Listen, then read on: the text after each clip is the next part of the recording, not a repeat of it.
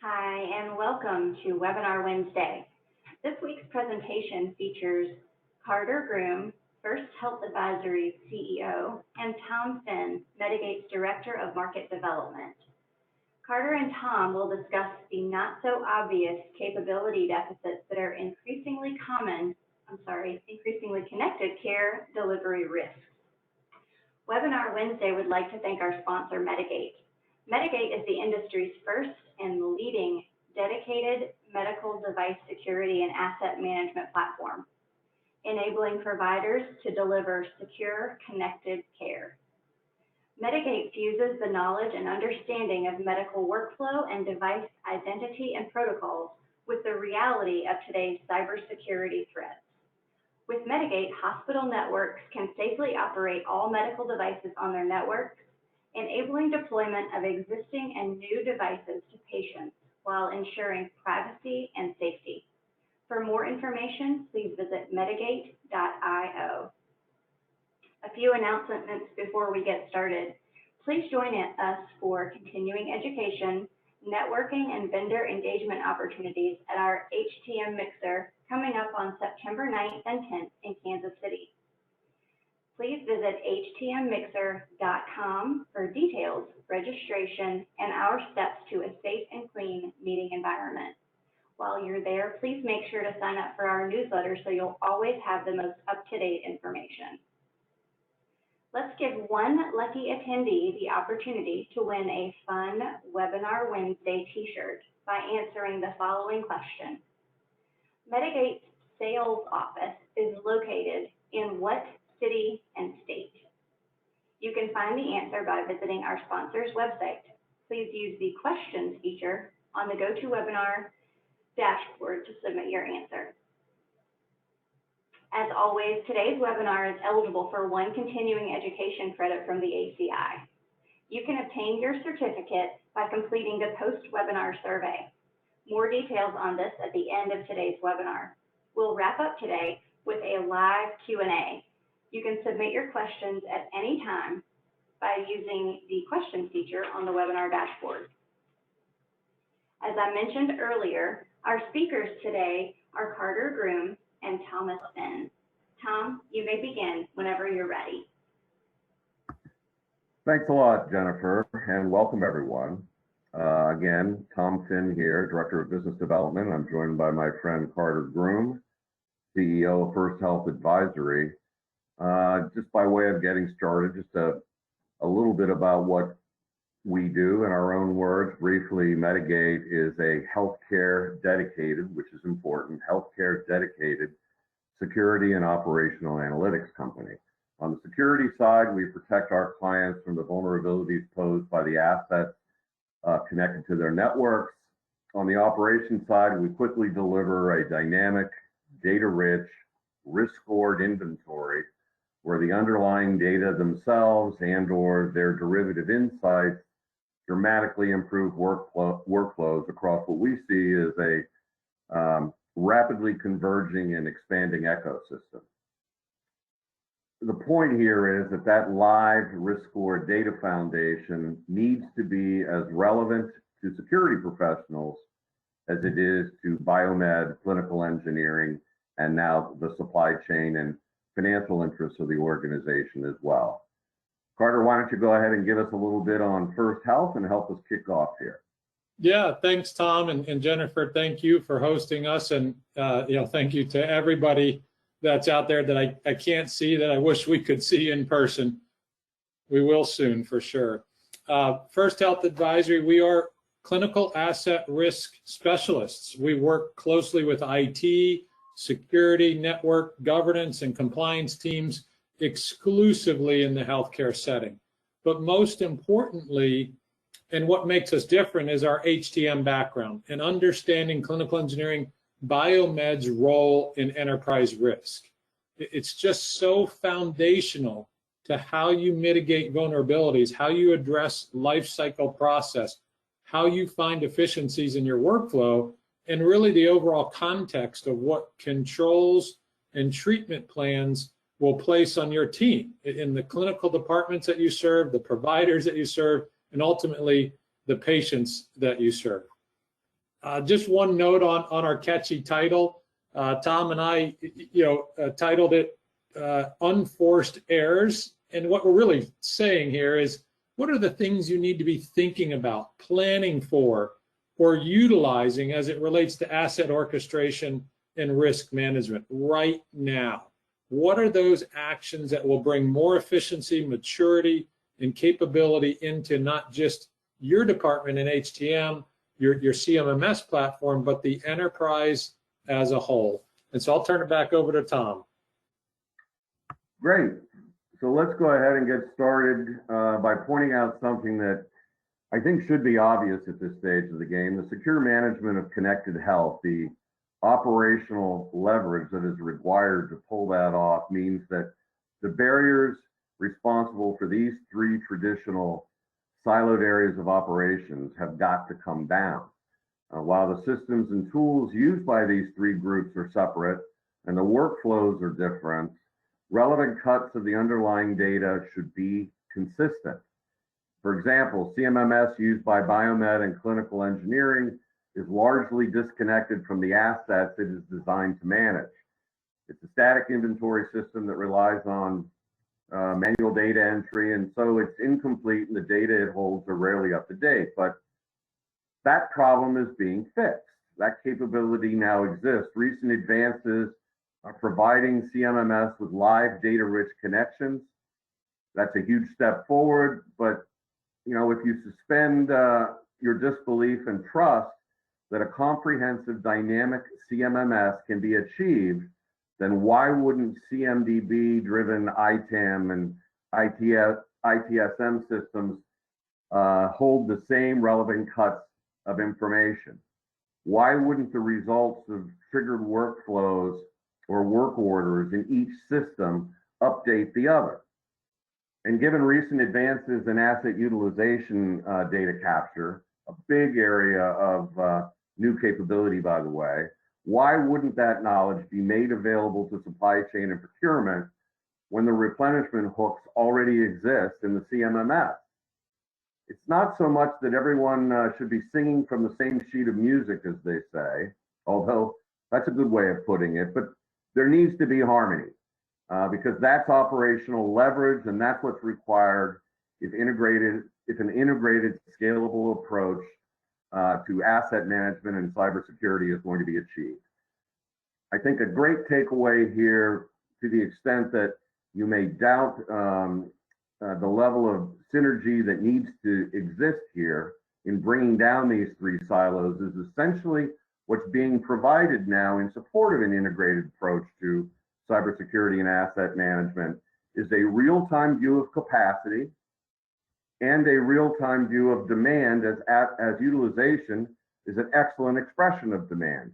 And that is phenomenally rich turf that, to say the least, is meaningful cross-functionally. Of course, it's all about the data and what you can do with it. And if we go back just, for example, a couple of years ago, you were seeing the market leaders in IoT cybersecurity talk about device discovery and identification, and competitive evaluations were all about who was going to be able to discover and catalog the most stuff. Those aren't even today's table stakes. For Medigate, because we entered the picture having already invested in writing the parsers for all the proprietary medical device communication protocols, we quickly proved that IoMT medical devices could be passively discovered and fully profiled at a level of granularity that surpasses even some general IoT. Let me put it this way. For all of you in 2021, you should expect all connected assets to be fully profiled, meaning any all specific attributes of the device, not just make, model, and IP addresses, but firmware levels, the operating system, the applications that are running on the device, serial numbers, location, network status, all of the underlying details of security posture. And as we've mentioned now, as much information about utilization as possible. To get there, it means that we're not only parsing the traffic flows, listening and translating them passively. But we're also pulling data elements, both static and dynamic, that we cannot parse from the traffic flows and getting them from network management systems and other network applications we're integrated with, from CMMS through endpoint, through EDR. Put simply, when you've got your hands on 80 to 90% of the data you would ideally want to have, it's not as difficult to find the remaining pieces of the puzzle.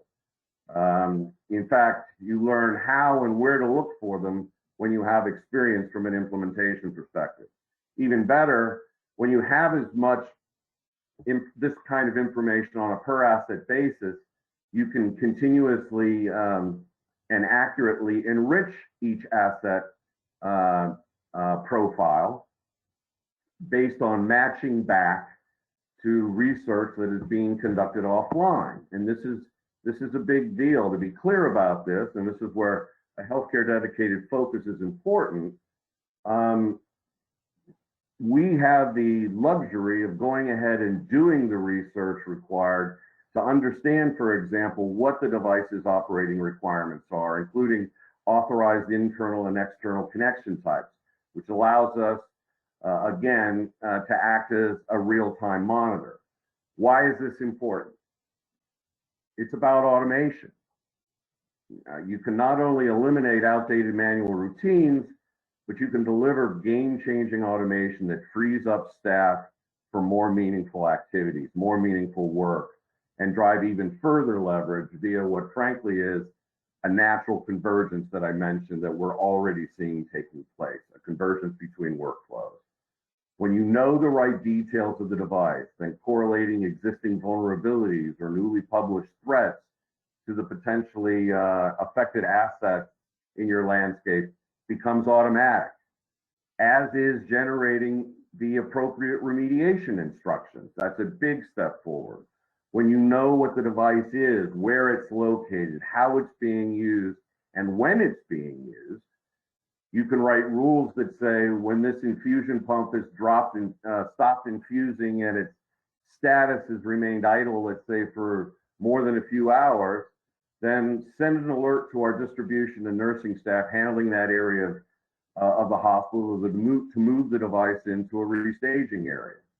And for the same reasons that we can auto-generate remediation instructions, we can similarly generate appropriate security policy for NAC and rules for firewalls, which is why we're partnered with all the market leading vendors.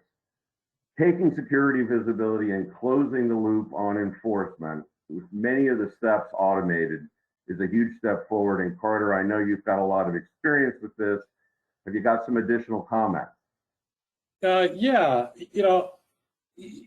when Tom was talking about those silos, we really merge those silos together and working with Medigate to create programs. We call them asset orchestration and risk management, or even managed clinical security services programs.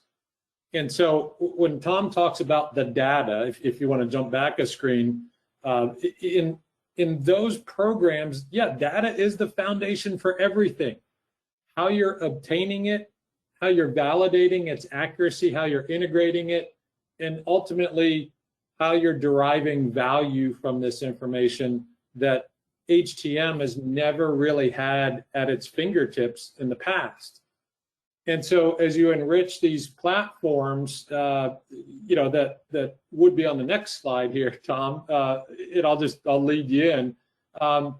If you enrich that with really good data and integrate them properly, the information becomes extremely useful, as Tom noted, and it becomes part of your workflow in the context of HTM, clinical engineering, biomed, not just a network or cybersecurity context.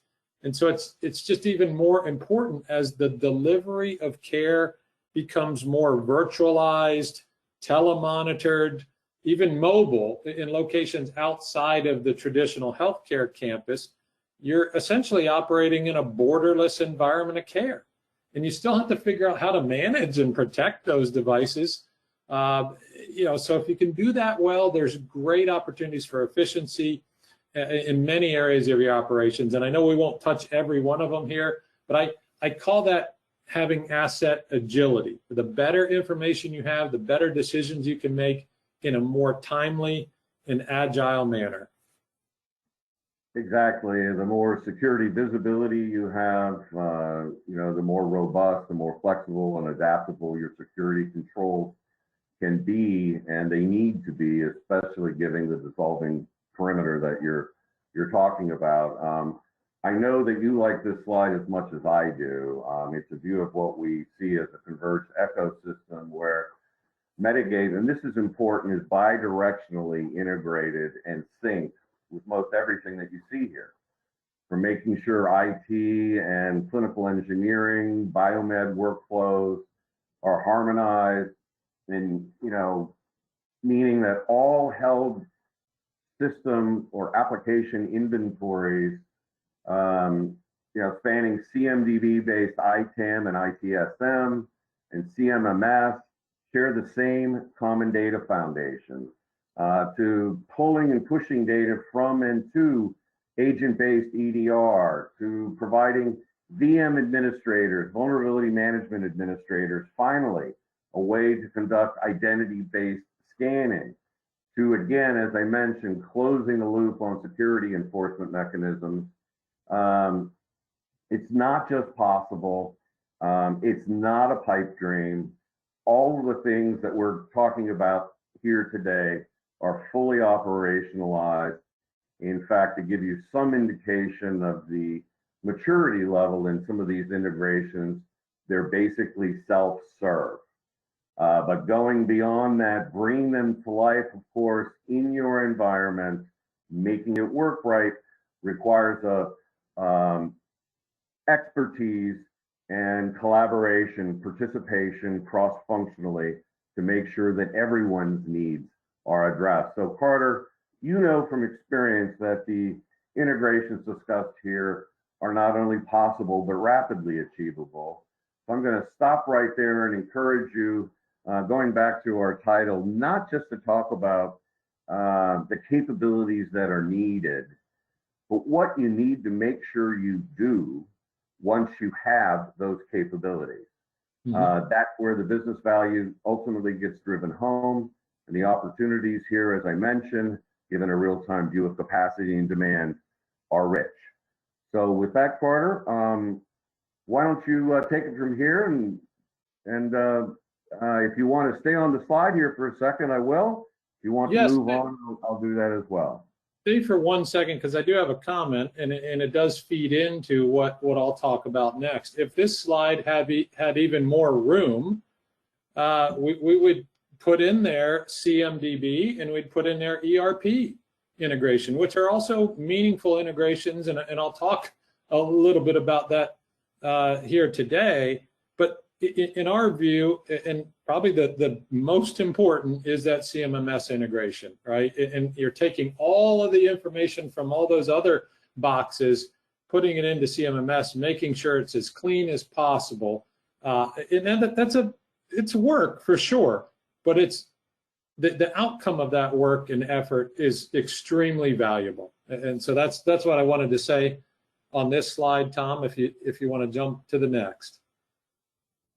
And so here's where we, talk about the unforced errors, or the things that you should be thinking about today. In terms of supply chain communication and really integration, when your CMMS data is as clean as you can get it, and that's no small task, everybody knows this. But when it's updated real time, it's clean, it's coming from Medigate, you can integrate that data with, let's say, SAP or your supply chain platform, the systems that are focused on the life cycle information. And they need POs, they need data like age of asset for depreciation analysis.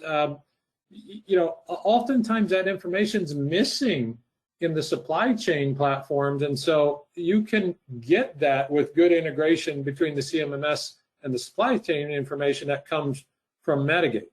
You can also better leverage device tags, your barcodes, your stickers. Maybe your organization's tracking devices with a threshold of over $5,000 in cost. And so, you're better able to track the device life cycle associated with those tags. And that helps, the supply chain folks and the analytics that they need as well.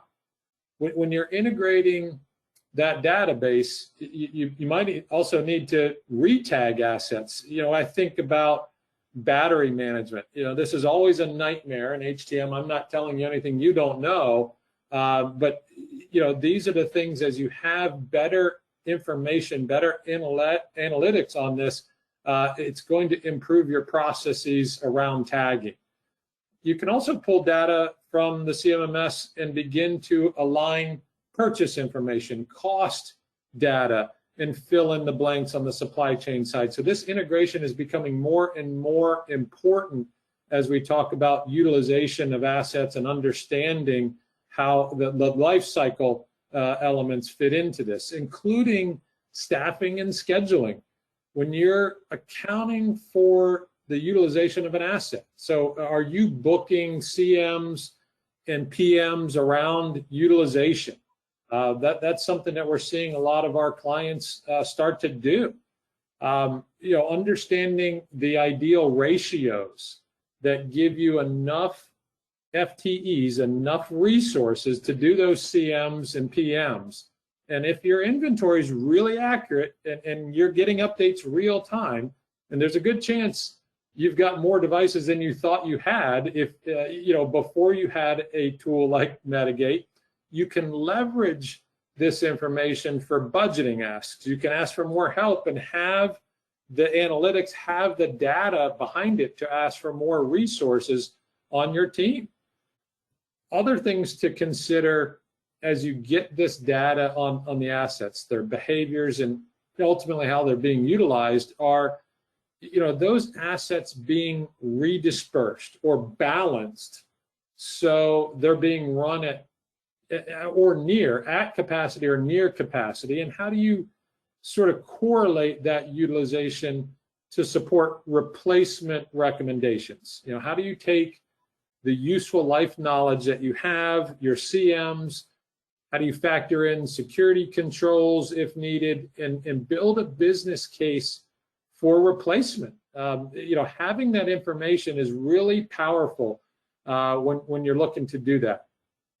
The last thing I'll say here is, we see some organizations actually doing time clock integration with like a Chronos system. So the more advanced CMMS systems out there integrate with time clock systems, and you can start to correlate that information with the other information we discussed to better manage time. One great example of that is how much time is your team spending documenting in the CMMS versus total hours worked that you're getting from like a Chronos system. And so these are things that we're starting to talk about, starting to see, starting to integrate.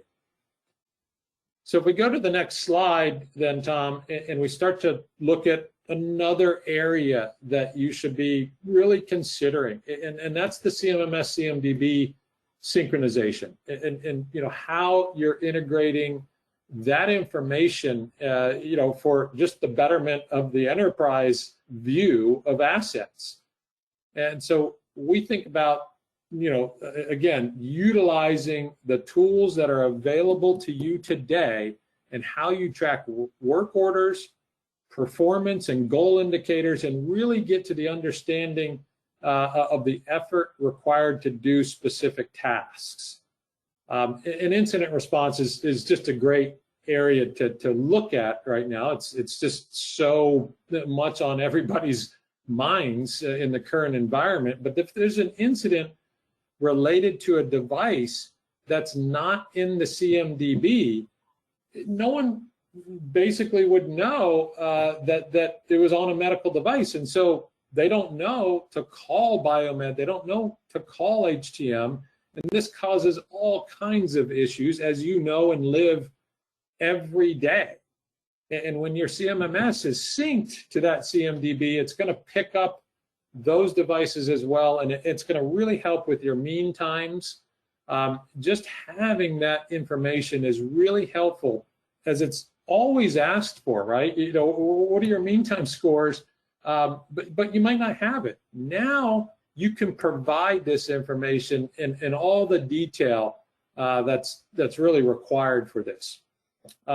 There's other pieces you can integrate with parts vendors so that you can get PO information, costs for parts and repair, et cetera, that you used to have to kind of reconcile with your supply chain systems. With integration, you can start to place orders within the CMMS and generate POs, and that's really bringing a lot of efficiency to the HTM teams that we're seeing doing really progressive stuff. Even pulling in ECRI recalls or alerts and workflows around the products. And last thing I'll say is just with alternative equipment, the ability to track this now is really, it's a game changer in a way with reporting. Having the workflows, the work order codes, tracking CMs and PMs is so key to AEM, and newer CMMS systems can help track that and report on it more regularly. And so these are just some of the things we're seeing in terms of CMMS and CMDB synchronization. The last slide, and this is a big area, life cycle process. I mean, it means so much. It involves so many stakeholders. It's multidisciplinary. But how does this more accurate information, this real-time information, help across the life cycle of the asset? And I think metrics here are just so important. You want to show ultimately that there's no preventive maintenance, that prevented a corrective maintenance, and no corrective maintenance that are regularly occurring. And so the risk of extending maintenance intervals is really low. I mean, you need to understand the metrics to be able to, to change your PMs and CMs and see what those intervals need to be. But ultimately, the more knowledge that you have on a device and how it behaves, the better informed you can be about risk, not just security risk, but patient risk, operational uptime risk, enterprise risk, et cetera. And that knowledge, it makes it so important for you to be at the table in the process, whatever it may be, of pre-procurement decisions, and have the confidence to speak up from an HTM or clinical engineering perspective, where security used to, kind of maybe own that responsibility. HTM needs to be at the table. You're able to, with this information, highlight high-risk assets from a security standpoint, track them over time, create really your own risk register, and you can code corrective maintenance work orders, and you can track security-related metrics to those medical devices. Vulnerability tracking, your patching cadence, associating a code with an action really helps to create metrics for automation that Tom was talking about earlier, and reporting when you need to kind of develop a baseline and see how you deviate from that over time. A couple other things to think about: you can track assets based on their age. This is kind of the AHA useful life, cost and failure rate information, and you can build analytics into your CMMS that help you with the life cycle decisions and capital planning that I was talking about earlier. And knowing the value of those assets and having an associated cyber risk score can really help provide evidence to justify that replacement conversation that we were also talking about earlier. And then lastly, with ITAM and ITSM2, knowing assets are properly utilized and placed in the organization, where appropriate, and placed in the life cycle process where appropriate, is really, really valuable now in the information that we're getting in these platforms. Last thing I'd say, just there's so much good information now coming into the CMMS or available to the CMS. We're just scratching the surface here.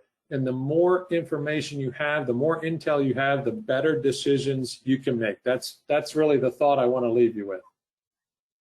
Yeah, in listening, I've been jumping out of my skin here on a couple of use cases that I'm familiar with that follow on both on the preventative maintenance side, based on the information now available in CMMS, and on automated replenishment. If we just think about infusion pumps, for example, Carter, and we can shift maintenance intervention cycles from time to actual utilization, especially when knowing that across healthcare, average utilization in that device class typically runs below 50%. Yeah. So, you're looking at about a 1 hour service on an annual basis per infusion pump. Most health systems have thousands of them. Being able to switch the utilization is a massive boon. Similarly, you mentioned procurement, and I'm aware of a case right now where because we are capturing serial numbers and location and battery levels on infusion pumps, we're able to provide that information on a triggered alert basis to the CMMS, which creates a work order that spawns a purchase order through an integration to Part Source, which many of you may be familiar with, where that battery gets reordered because it gets reordered properly because we know the serial number of the device. And when the order is fulfilled, it gets delivered through distribution to the right spot where the device perhaps has been pulled in for a regular maintenance. So to your point about scratching the surface, and to a point that you made earlier about integration to ERP, which is clearly where this is all headed, the idea of IoT and data-enabled ERP is a big thought, and it's around the corner. So at any rate, I'm sorry to digress, but reinforcing what you can do when you know as much as you can know now. The use cases are all over the map, and they drive significant business value that can be measured. Not just operational savings, but to Carter's point, via improved capital planning, smarter procurement, CapEx savings opportunities exist as well.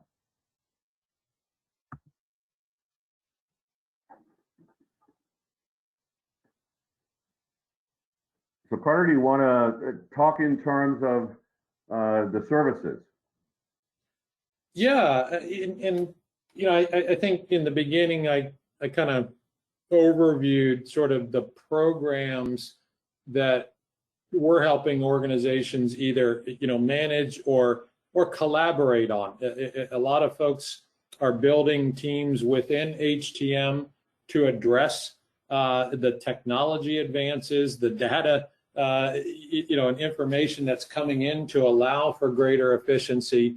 And it is, somewhat of a specialized discipline, but, HTM, by and large, you're recognizing that there is a need for this and an understanding of risk and how the security and cyber risk sort of fits into an overall clinical asset management program. And so what we try to do is come in and maybe provide guidance, or if you don't have the resources allocated towards this, we can just provide additional support in building out a program. But we really look at this as not a project. This is not something that has some sort of finite end. You implement a technology, you turn it on and do the integration and say, great, we're done with that project. This is a program that can roll up into governance and risk and compliance departments, but can also roll up into a larger enterprise risk program as well. And you know, there is a lot of work to do with this. There's a lot of integration associated with it, but we are confident that the outcomes, the efficiencies and the things that we've talked about today outweigh any of those costs in times, resources, or dollars. We're confident that it's driving business value in the organization.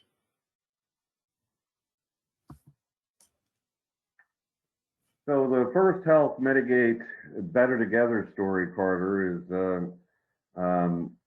I think reasonably straightforward. We're delivering capability and you're bringing that capability to life.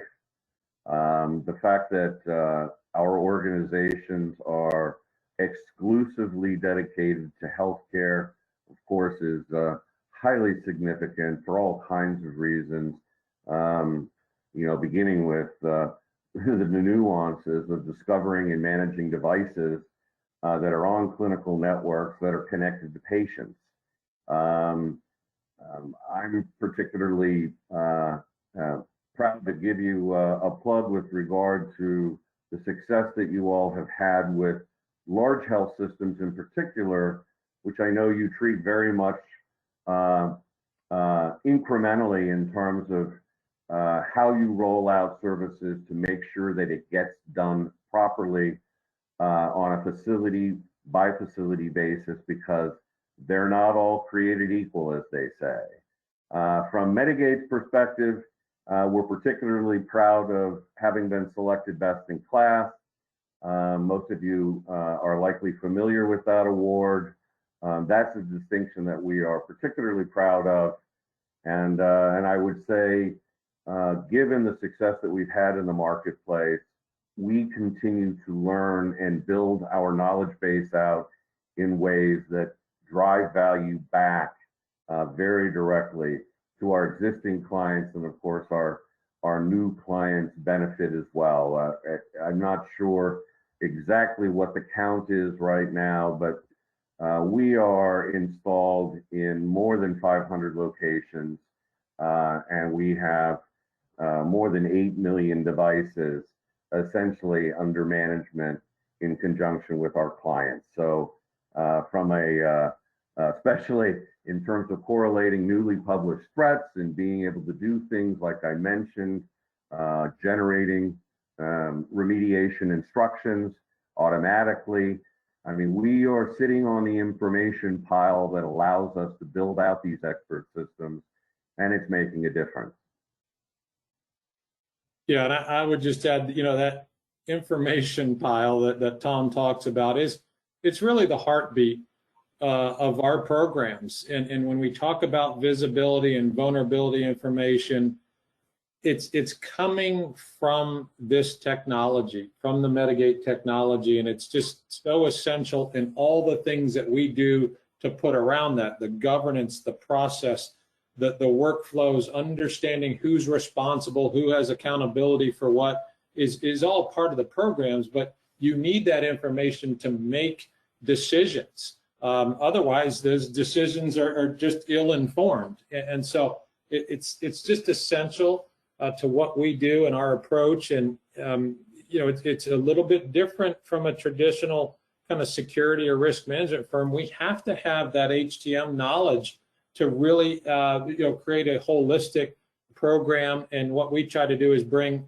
all those subject matter experts together, you know, and find kind of, you know, just economies of scale, if you will, in bringing a team in and helping out our clients. And we're very fortunate to be partnered with Medigate in that effort.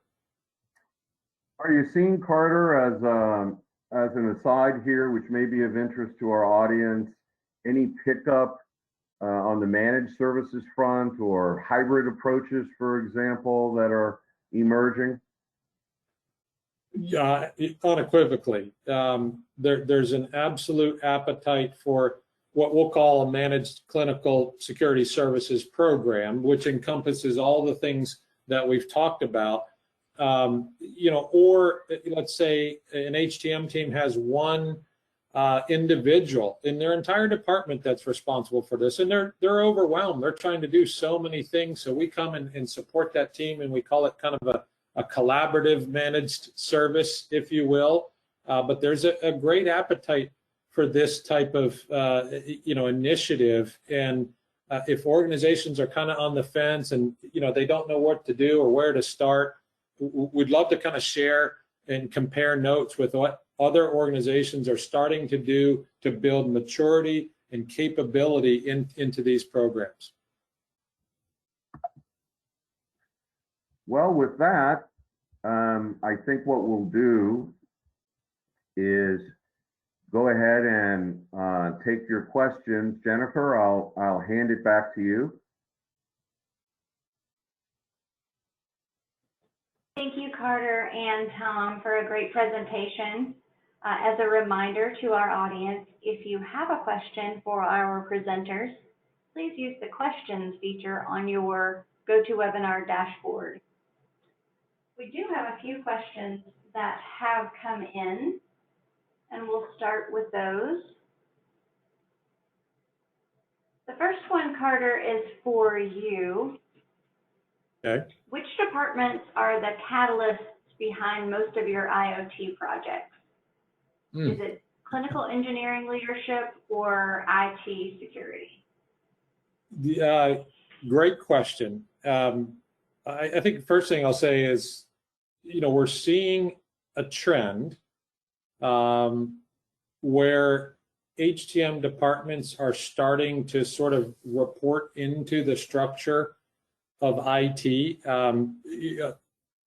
And so what happens there is there's a little bit more alignment in terms of decision making around beginning a program like we've talked about, or procuring the technology and the tools that are required for the things that we've talked about here today.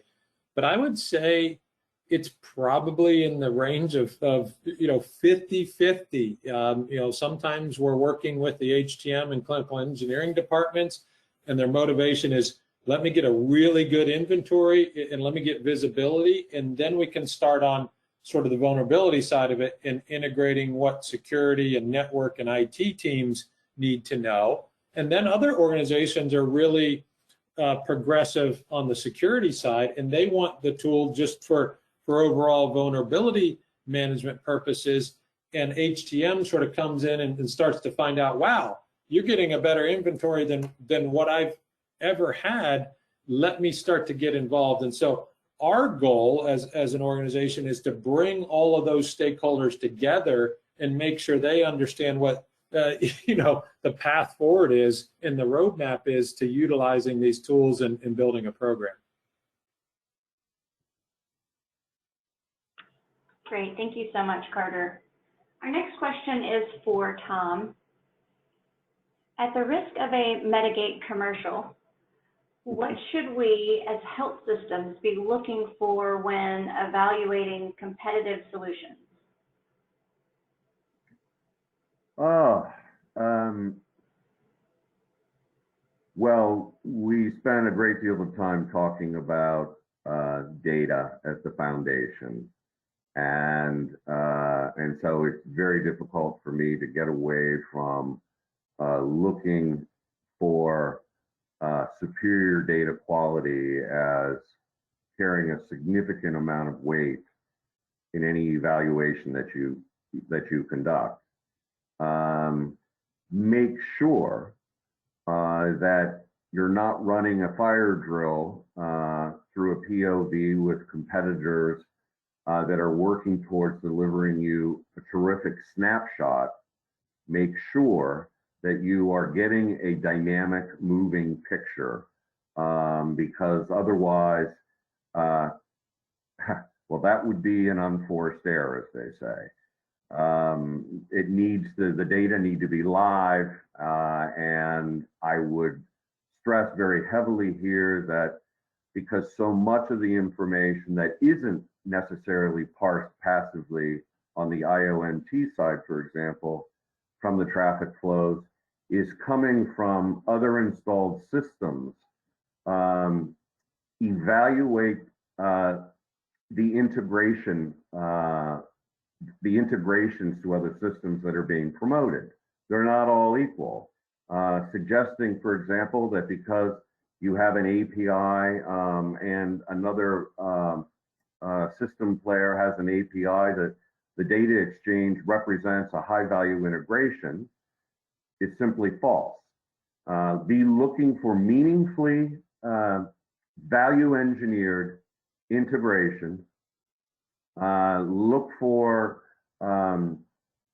Look for evidence of those integrations in terms of where they've been operationalized and investigate them deeply, because that's where the value comes from, and there are significant differences in terms of the integrations that, for example, a lot of cross-industry competitors promote as being the equivalent of, for example, the integration to EDR that we enjoy with CrowdStrike.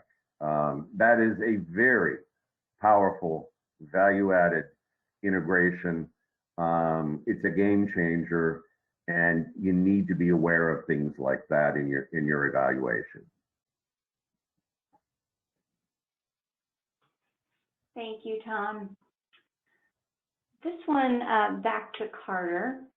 Given the recent passing of the HIPAA safe harbor law, are you experiencing any new pressures from clients, either existing or prospective, from a governance, risk management, and compliance perspective? I wouldn't say pressure. Certainly a lot of questions and interest in making sure that if something happens to that organization, if there's an incident, an event, a breach, that OCR is going to take into account the things that they've done as an organization, whether before that breach or after, to really make progress in terms of their resiliency and their approach to mitigating risk. And so it's really elevated NIST and the cybersecurity framework and the 405D program, just their prescriptive, approaches. And that's starting to filter into our programs, building a lot more of a framework approach with NIST.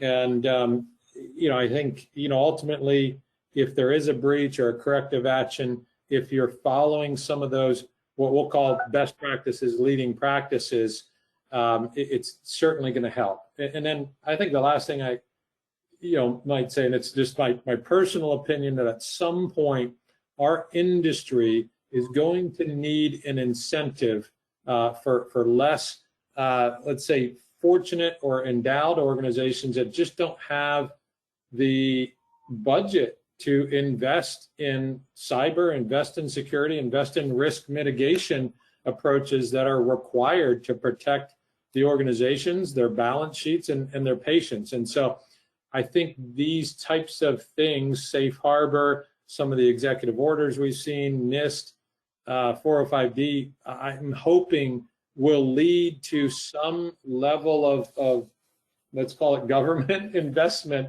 in hospitals and health systems that are going to help overall with the critical infrastructure that we're trying to protect.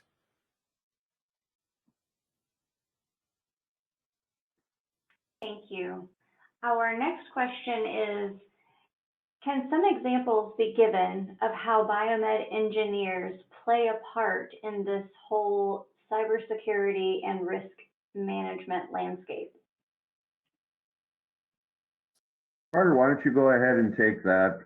That is right up your alley in terms of how you implement. Yeah, and we have this conversation every day. As I noted earlier, it's becoming a part of the HTM role in many ways. And I'll say it right here. If your team, you as an individual, want to stay relevant in this field, it's going to require learning more about security risks, cyber risks, and the associated management tactics, processes, procedures, and controls that help mitigate risk around the devices that you own and are accountable for. I mean, straight up. And so, yeah, we're seeing a lot of organizations very interested in training their team, and what are the things that they need to be thinking about as an HTM organization to ensure that they're still relevant in terms of their skill set. Yeah, I think that I would simply add that, and this gets back to, by the way, the question about how you would evaluate. This also has an impact on, to Carter's point, health systems that are less financially agile in terms of their investment. There is tremendous business value that we've discussed here today around the elimination of outdated routines, a lot of the automation that is delivered, and you should insist that your vendor help you build the business case. A lot of the business case can be built, by the way, on the back of data that is extracted during the proofs of concept. It is not a stretch, it's not voodoo magic to be able to deconstruct workflows, associate job class and the amount of time devoted to a specific task, and roll that up into a cost analysis or a value analysis, where you're determining not only what the total impact of the investment may be, but what the ramp time to achieving those benefits are. I know that both First Health and Medigate spend a lot of time working with our clients to build a baseline business case, not only to justify their initial program investments, but to provide us a baseline against which we can, with them, measure our progress. There's a lot of a return on investment, low-hanging fruit laying here, as I mentioned, on both the OpEx as well as the CapEx side. So it's just another consideration. And that's a long-winded way of getting back to suggesting that because of that, HTM professionals are seeing their profiles raised in the organizations, our client organizations, because their ROI missions to the enterprise are being strengthened. They're able to report on it. And early stage wins with measured value lead to freer budgets and accelerated program development and higher profiles. So I think it's a good thing for the HTM professional, as again, their ROI missions to the enterprise are definitely being strengthened as a result of this capability.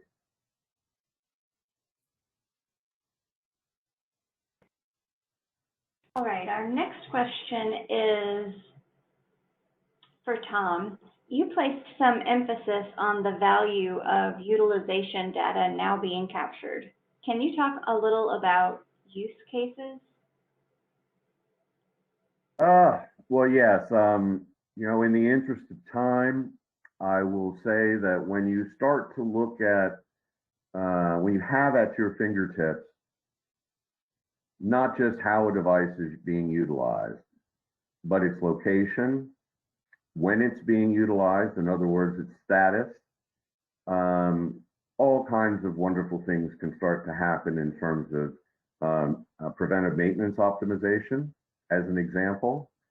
Carter has detailed a number of areas where that utilization intel provides an opportunity to improve capital planning.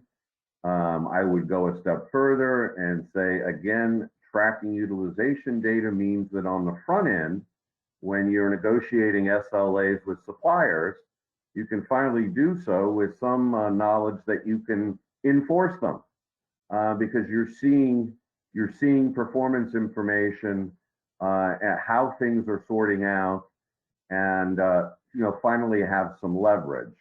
I would put my old supply chain hat on, which is where I initially came from, and say, the more certainty in terms of demand that you can provide the supply side, the bigger the lever you have in your supplier negotiations. And so again, this gets back to the integration with ERP. If I know my capacity and I know my demand, I am in a much stronger position to negotiate much more successfully with my suppliers than I've ever been in. And in an industry with utilization rates as low as they are, where par level inventories or perpetual inventory levels generally reflect as much as 20 to 25% more assets than are required in given device classes, especially when we talk in terms of oft-used devices purchased at the fleet level. Again, there's big savings opportunities here that are meaningful and can be leveraged to create the momentum behind the program and keep the ball rolling. Carter, is there anything that you might want to add there? I lost a little bit of my train of thought, but I just see the utilization data capture that's taking place right now, and what the things that can be accomplished as really being the next big tentacle associated with this ecosystem. Yeah. I mean, I think you hit on the most salient points, but as the programs that we help build and operationalize mature, those are the questions, those are the things that we're looking at is how can we leverage this data? Everything we talked about in this webinar, how can we leverage this data to become more efficient and find areas to save on cost? That's where we're headed in these types of programs. I mean, we are capturing, as an example, examination level statistics across all the big imaging equipment. So another use case would be improving patient scheduling. Through integrations now with PACS and RIS, the reliability of that information is going over the top. And again, we're not promoting it and not seeing it adopted. We're seeing health systems aggressively go in this direction.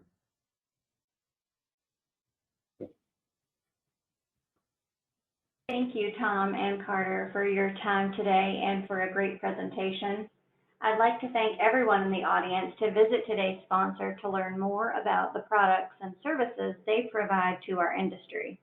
Please visit medigate.io.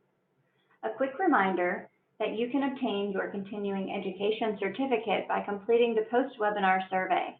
The survey will be emailed to you 1 hour after the completion of today's webinar. You must complete the survey to receive your credit. You'll be able to download your certificate immediately following the survey submission. If you have any questions, you can reach us at webinar@mdpublishing.com. We'll be back next week with another webinar. Please visit webinarwednesday.live for more details and complimentary registration. Thank you all and have a great day. Thanks, Jennifer. Thanks, Tom. Thank you, Carter. Thank you, Jennifer. Thanks to everyone who attended. Bye-bye.